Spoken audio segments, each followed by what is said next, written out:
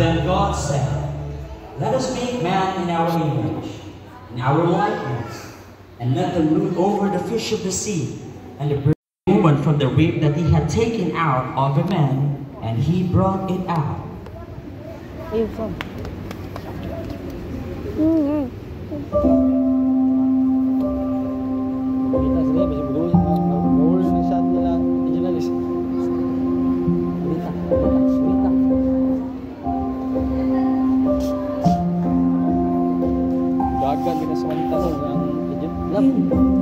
Gulita kayo musim dagat gulita pa ni mga bata gulita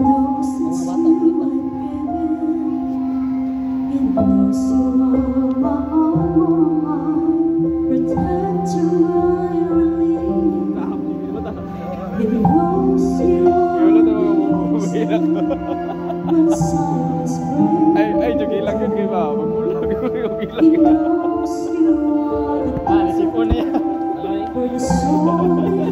Ano? Ano?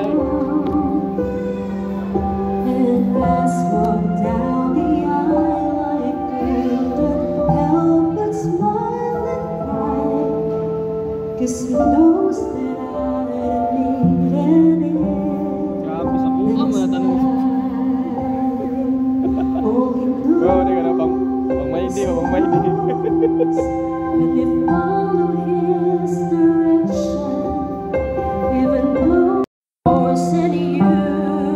Sabay ito dun. Okay. Nagpipiris mo yata? Ha? Nagpipiris mo yata?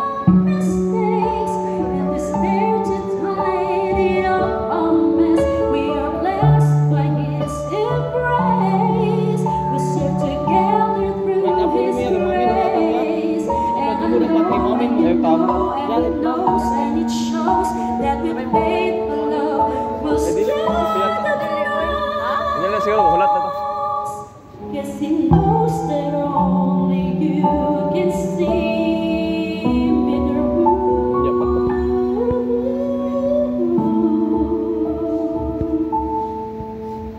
And because of this, I give you mine.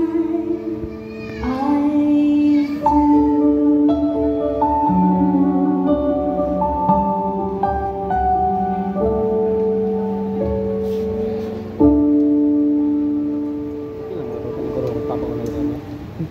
Amen. May hapon sa itong tanan.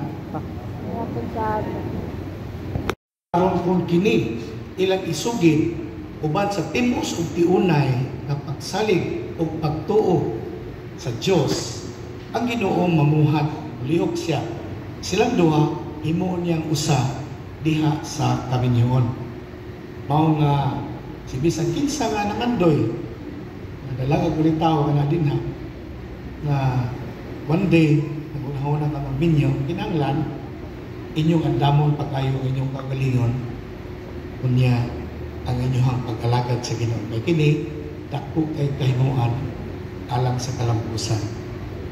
Muna nga karong buntag ahapon una taong padayon sa unahan atong imbitahon ang presensya sa Ginoo.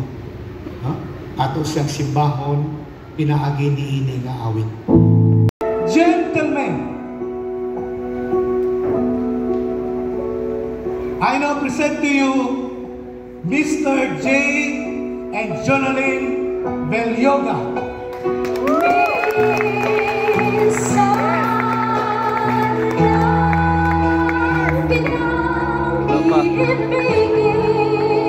Masok ka palakpak para sa ito bakong niminyo.